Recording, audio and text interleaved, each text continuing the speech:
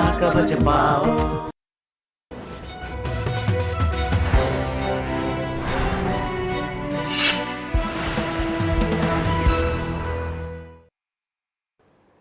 नमस्कार, मैं हूं आपके साथ अंकिता पाल। बुलेटिन की शुरुआत करते हैं हेडलाइंस के साथ।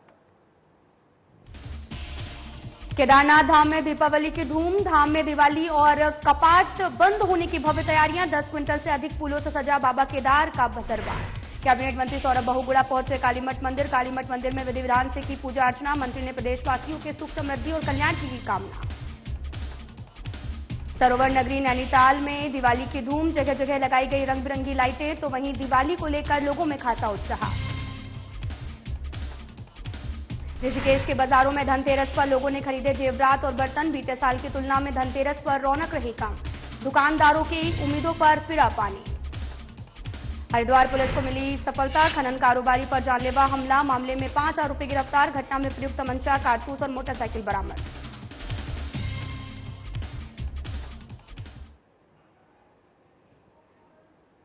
बुलेटिन की शुरुआत करते हैं बड़ी खबर से। आपको बताते चले कि बड़ी खबर इस वक्त की टीवी स्क्रीन पर।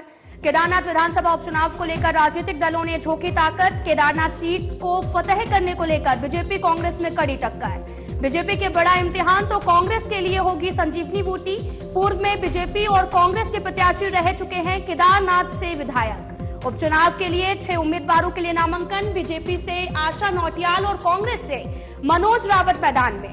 यूकेडी से आशुतोष भंडारी, निर्दलीय उम्मीदवार के रूप में त्रिभुवन चौहान, प्रदीप रोशन और सेवानिवृत्त असिस्टेंट कमांडेंट आरपी सिंह ने किया नामांकन। बीजेपी कांग्रेस सहित अन्य दलों के नेता कर रहे अपनी अपनी जीत का दावा।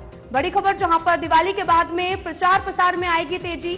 4 नवंबर को है नाम वापसी की तिथि। 20 नवंबर को वोटिंग और 23 नवंबर को मतगणना। बड़ी खबर है देहरादून से, जहां पर केदारनाथ विधानसभा उपचुनाव को लेकर राजनीतिक दलों ने ताकत झोंकनी शुरू कर दी है। केदारनाथ सीट को फतेह करने को लेकर बीजेपी कांग्रेस में कड़ी टक्कर देखने को मिल रही। बीजेपी के बड़ा इम्तिहान तो कांग्रेस के लिए होगी संजीवनी बूटी।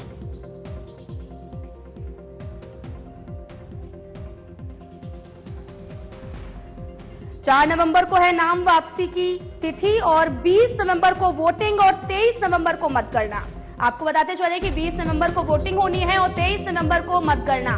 केदारनाथ विधानसभा उपचुनाव को लेकर राजनीतिक दलों ने ताकत झोंकी है। केदारनाथ सीट को फतेह करने को लेकर बीजेपी कांग्रेस में कड़ी टक्कर देखने को मिल रही। बीजेपी के बड़ा इम्तिहान तो कांग्रेस के लिए होगी संजीवनी बूटी।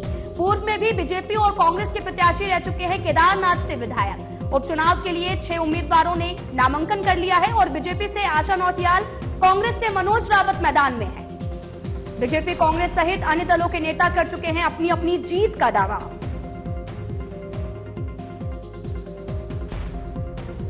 केदारनाथ विधानसभा उपचुनाव को लेकर राजनीतिक दलों ने ताकत झोंकी है। केदारनाथ सीट को फतेह करने को लेकर बीजेपी कांग्रेस में कड़ी टक्कर देखने को मिल रही।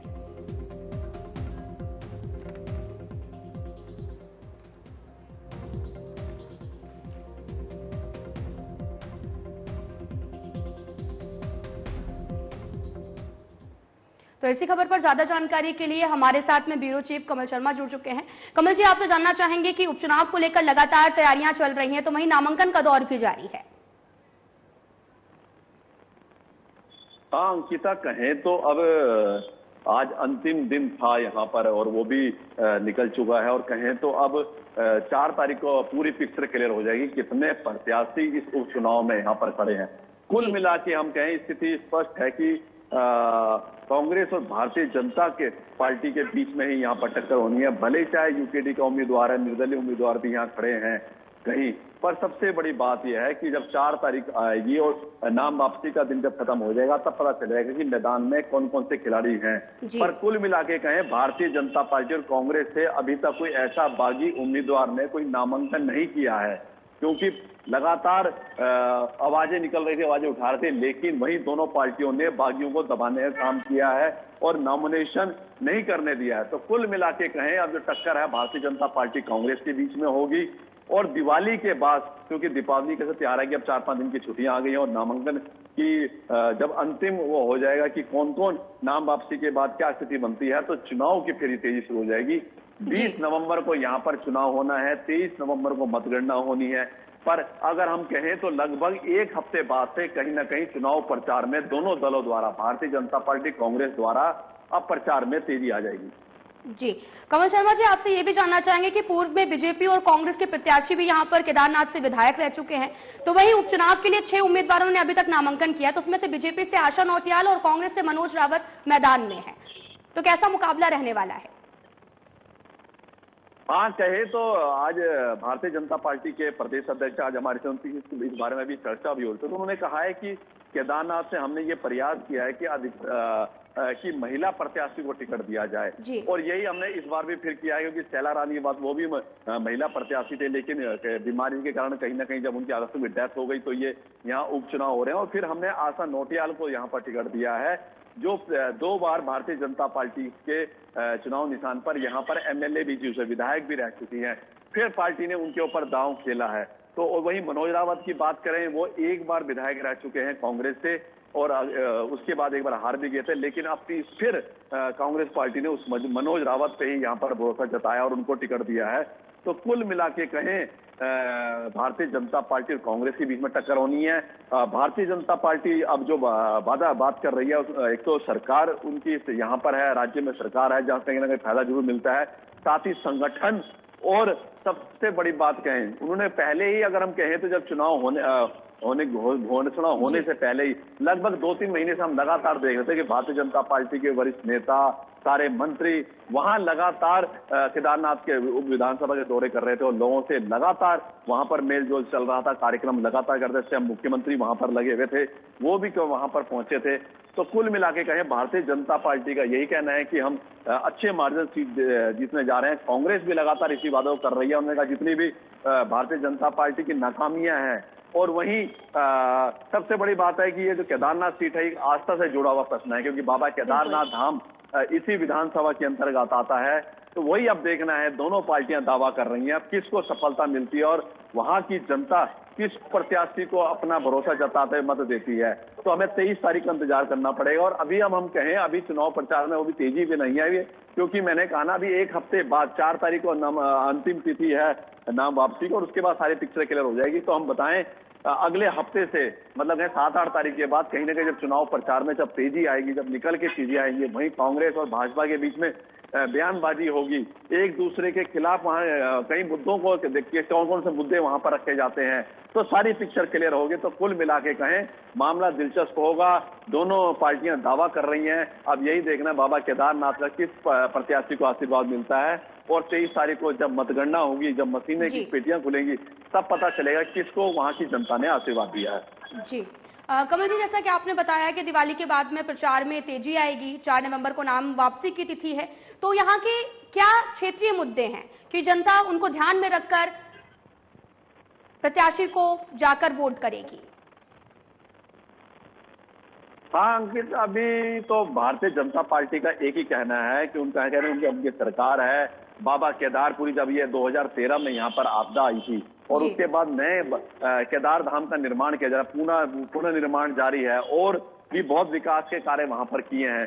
तो भारतीय जनता पार्टी का यही कहना है कि कार्य किए हैं, और जगह लगातार क्योंकि प्रधानमंत्री नरेंद्र मोदी की भी आस्था बाबा केदार पे है, और वो वहां का बड़ा लगाव है। जब भी वो यहाँ पर आते हैं तो कुछ योजनाओं की यहाँ पर विकास के लिए छोड़ जाते हैं, और उन्होंने कहा राज्य सरकार भी लगातार विकास कार्य कर रही है। तो उन्होंने कहा कि भारतीय जनता पार्टी कहना है कि हमें पूरा भरोसा है विकास की गति को लगातार आगे बढ़ाने के लिए यहाँ की जनता जो है भारतीय पार्टी की जो प्रत्याशी आशा नौटियाल उसको वोट करेगी। वहीं कांग्रेस का कहना है कि जो इनकी नाकामियां है, जो पिछले 8 साल से लगातार जो भारतीय जनता पार्टी की सरकार चल रही है, उसकी जो नाकामियां, उससे कहीं ना कहीं दुखी है। और कई मुद्दे ऐसे हैं जो कांग्रेस अब उठाएगी, और बहुत मुद्दे जो बता भी रही थी भ्रष्टाचार के मुद्दे हैं, और कई मुद्दे हैं, केदारनाथ धाम की आस्था को लेकर प्रश्न है। कई चीजें ऐसी हैं कि अब जब प्रचार में तेजी आएगी, जब सभाएं होंगी, जब नुक्कड़ सभाएं होंगी, तो एक दूसरे पे जब चीजें निकल के आएंगी, तब पिक्चर पूरी क्लियर होगी कौन सी पार्टी किस मुद्दे को लेकर लड़े। पर कुल मिला के कहें, भारतीय जनता पार्टी का यही कहना है कि विकास के मुद्दे पर लड़ेंगे, और लगातार हम यहाँ का क्षेत्र का ज्यादा विकास कर रहे हैं, और अगर और विकास की गति बढ़ानी है तो वहां की जनता भारतीय जनता पार्टी के प्रति भरोसा कर उसको अपना समर्थन देगी। जी कमल शर्मा जी, आपका बहुत बहुत धन्यवाद तमाम जानकारी देने के लिए। तो रुक करते हैं खबरों की तरफ। दिवाली पर्व पर ऐसे सरोवर नगरी नैनीताल दुल्हन की तरह सजा है। जगह जगह रंग बिरंगी लाइटें लगाई गई हैं। तो वहीं पर्व को लेकर लोगों में खासा उत्साह दिखाई दे रहा है। शांत झील का पानी और उसके चारों रंग बिरंगी झालरों से घर, मंदिरों और बाजार को सजाया गया है। शाम होते ही शहर क्षेत्र रोशनी से जगमग रहा है। आपको बताते चलें कि नैनीताल और उसके आसपास बाजारों में रौनक देखने को मिली है, जबकि कुछ दिन यहां पर सन्नाटा छाया हुआ था, पर आज लोगों की खरीदारी से दुकानदारों के चेहरे पर रौनक दिखाई दे रही है।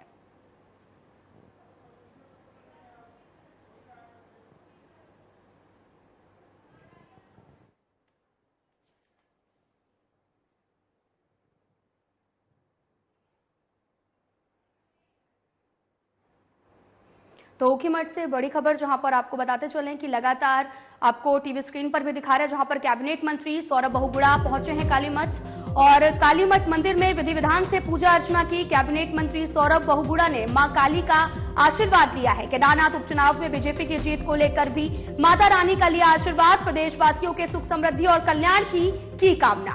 कैबिनेट मंत्री सौरभ बहुगुणा पहुंचे कालीमठ मंदिर। कालीमठ मंदिर में विधि विधान से की पूजा अर्चना। कैबिनेट मंत्री सौरभ बहुगुणा ने मां काली का लिया आशीर्वाद। केदारनाथ उपचुनाव में बीजेपी की जीत को लेकर माता रानी का लिया आशीर्वाद। प्रदेशवासियों के सुख समृद्धि की, कल्याण की कामना की है।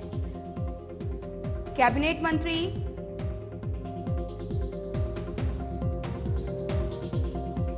मंत्री सौरभ बहुगुणा पहुंचे कालीमठ मंदिर। कालीमठ मंदिर में विधि विधान से पूजा अर्चना की। कैबिनेट मंत्री सौरभ बहुगुणा ने मां काली का लिया आशीर्वाद। तस्वीरें भी आपको दिखा रहे हैं, जो कि क्या जहां पर कैबिनेट मंत्री सौरभ बहुगुणा कालीमठ पहुंचे हैं और यहां पर केदारनाथ उपचुनाव में बीजेपी की जीत को लेकर भी माता रानी का आशीर्वाद लिया है। प्रदेशवासियों की सुख समृद्धि और कल्याण की कामना की है।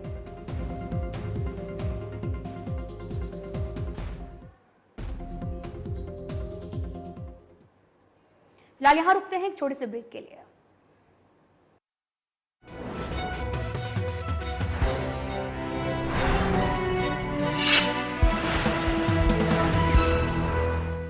त्योहार मनाओ तो ठाठ से मनाओ। आज ही घर ले आओ हीरो सुपर स्प्लेंडर एक्सटेक और दिखाओ 69 का ठाठ। Hero Super Splendor XTEC.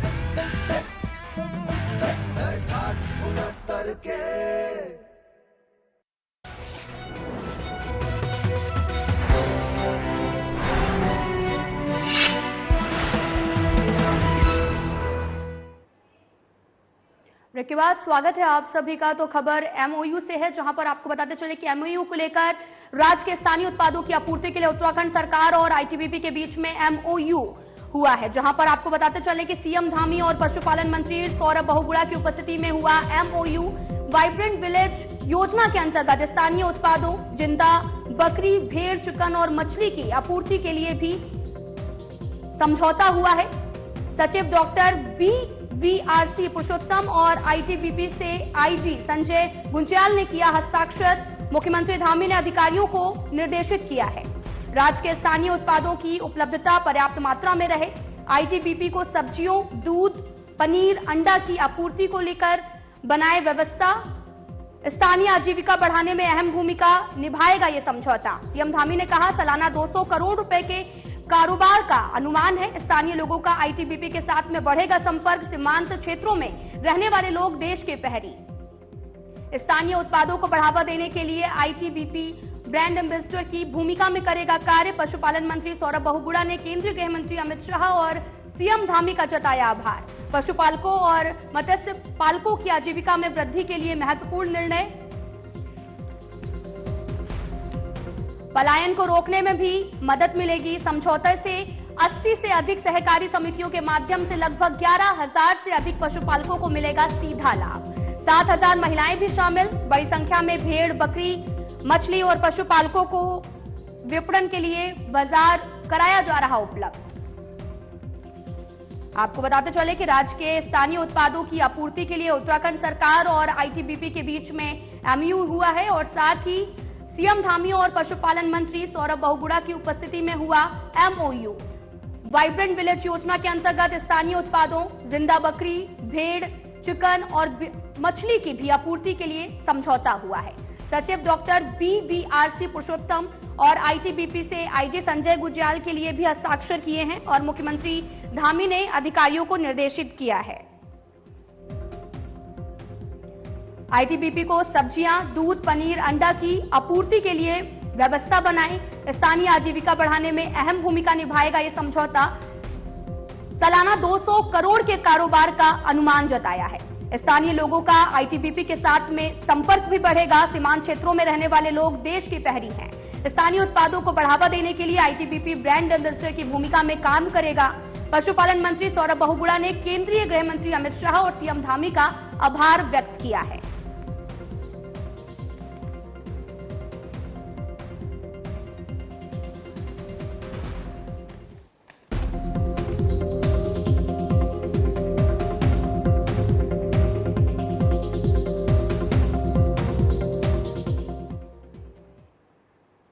तो वहीं हरिद्वार पुलिस का बड़ा खुलासा हुआ है। आपको बताते चले कि बड़ी खबर इस वक्त की टीवी स्क्रीन पर, जहां पर हरिद्वार पुलिस का बड़ा खुलासा। खनन कारोबारी पर जानलेवा हमला मामले में 5 आरोपी गिरफ्तार। घटना में प्रयुक्त तमंचा, कारतूस और मोटरसाइकिल हुई बरामद। थार सवार खनन व्यवसायी पर की थी गोलियों की बौछार। गोली लगने से एक राहगीर हुआ था घायल। मिट्टी भरान को लेकर मिली परमिशन के चलते दोनों पक्षों के बीच में रंजिश थी। एसएसपी हरिद्वार ने घटना के जांच के निर्देश दिए हैं। मुठभेड़ में घायल आरोपी सहित 4 शूटर शामिल। पुलिस टीम द्वारा कार्रवाई कर 3 अन्य षड्यंत्रकारियों को दबोचा है। हरिद्वार पुलिस का बड़ा खुलासा हुआ है। खनन कारोबारी पर जानलेवा हमला मामले में 5 आरोपी गिरफ्तार हुए हैं। घटना में प्रयुक्त तमंचा, कारतूस और मोटरसाइकिल बरामद हुई। थार सवार खनन व्यवसायी पर की थी गोलियों की बौछार। गोली लगने से एक राहगीर हुआ था घायल। मिट्टी भरान को लेकर मिली परमिशन के चलते दोनों पक्षों के बीच में थी रंजिश। एसएसपी हरिद्वार ने घटना के जांच के निर्देश दिए हैं। मुठभेड़ में घायल आरोपी सहित 4 शूटर शामिल हैं। पुलिस टीम द्वारा कार्रवाई कर 3 अन्य षड्यंत्रकारियों को दबोचा है। आपको बताते चले कि हरिद्वार पुलिस का बड़ा खुलासा सामने आया। खनन कारोबारी पर जानलेवा हमला मामले में 5 आरोपी गिरफ्तार हुए हैं। घटना में प्रयुक्त तमंचा, कारतूस और मोटरसाइकिल बरामद। थार सवार खनन व्यवसायियों की गोलियों की बौछार। गोली लगने से एक राहगीर हुआ था घायल। मिट्टी भरान को लेकर मिली परमिशन के चलते दोनों पक्षों के बीच में रंजिश का ये पूरा मामला था।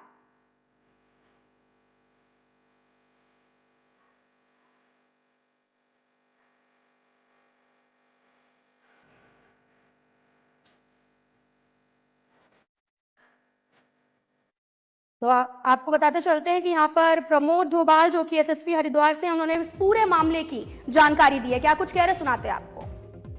अक्टूबर को रुड़की कोतवाली क्षेत्र में एक गुलाम साबिर नामक व्यवसायी पर जानलेवा हमला हुआ था, जिसपर एक व्यक्ति वारिस को गोली लगी थी। तत्काल पुलिस के द्वारा मामले को संज्ञान में लिया गया था और इसमें अभियोग पंजीकृत किए गए थे।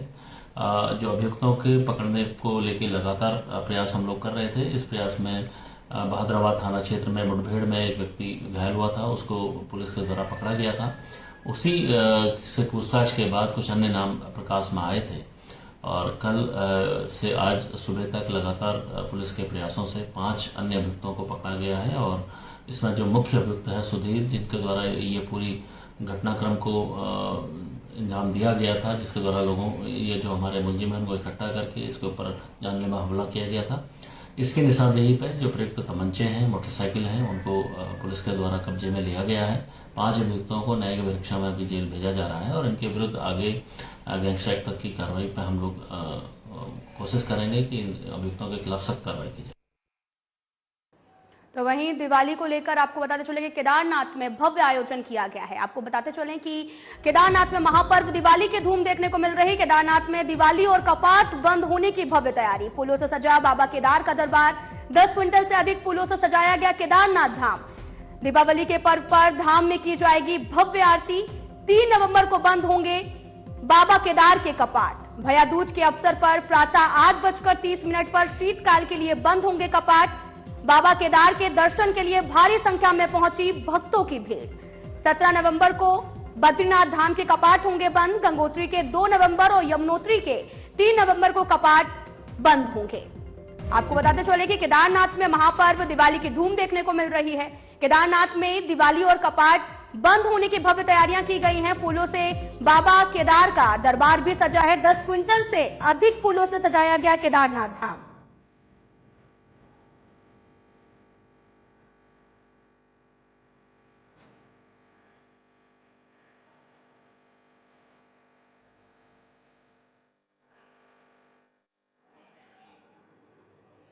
तो इसी खबर पर ज्यादा जानकारी के लिए हमारे साथ ब्यूरो चीफ कमल शर्मा जुड़ चुके हैं। कमल जी, आपसे जानना चाहेंगे कि केदारनाथ में अब कपाट जो हैं वो बंद होने वाले हैं, जिसको लेकर अब तैयारियां भी काफी ज्यादा की जा रही हैं और आज दिवाली भी जो है वो दिवाली को लेकर भी जो है काफी ज्यादा जो देखने को भी मिल रही हैं तैयारियां। यहाँ पर क्या सुरक्षा के इंतजाम किए गए हैं?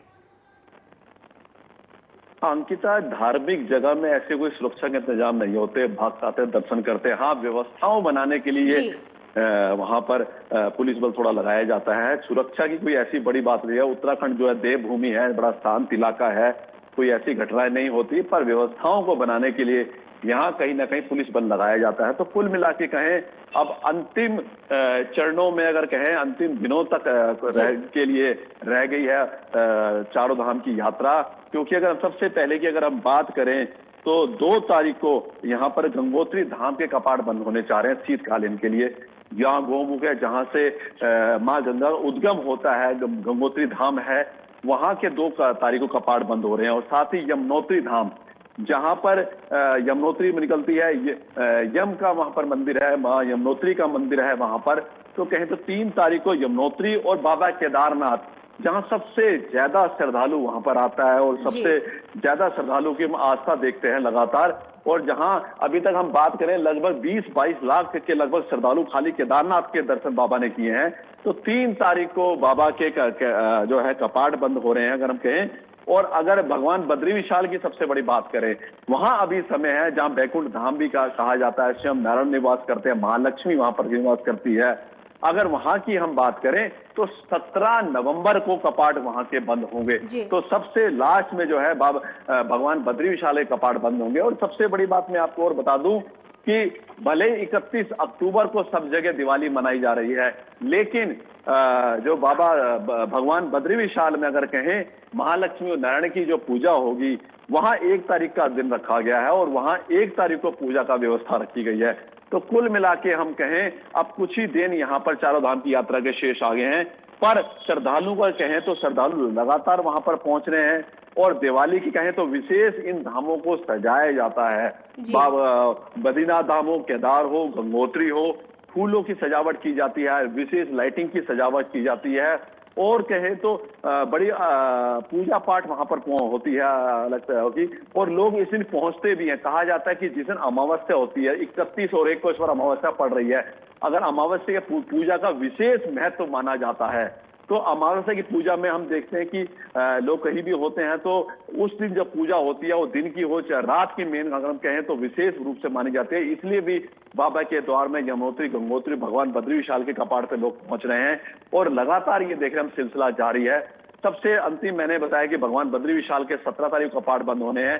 2 और 3 को गंगोत्री, यमुनोत्री और बाबा केदार के कपाट बंद होंगे। तो कुल मिला के कहें, दीपावली की तैयारियां पूरी जोर शोर से हैं और उसी तरह श्रद्धालु भी वहां पर जोर शोर से पहुंच रहे हैं अमावस्या की पूजा के लिए। जी कमल शर्मा जी, आपसे ये भी जानना चाहेंगे कि दिवाली के पर्व पर धाम में भव्य आरती भी की जाएगी और वहीं पर 3 नवंबर को बाबा केदार के कपाट भी बंद हो जाएंगे। तो एक दिन में श्रद्धालु जो दर्शन कर रहे हैं, कितनी संख्या में लोग यहाँ पर पहुंच रहे हैं?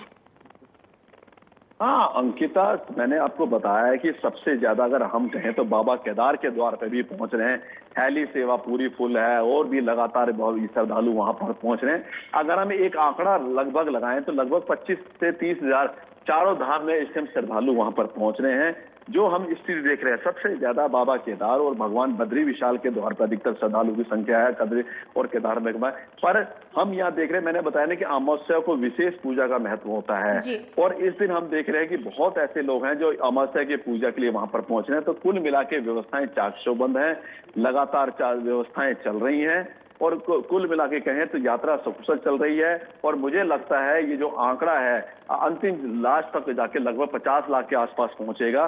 पिछली बार की जो था 56-57 के लाख था, पर उससे थोड़ा सा कम रहेगा। पर हम कहें कि अभी पिछले 1 महीने की अगर हम बात करें, लगातार श्रद्धालु भारी संख्या में एक तरह से चारों धामों में पहुंच रहे हैं। जी कमल शर्मा जी, आपका बहुत बहुत धन्यवाद तमाम जानकारी देने के लिए।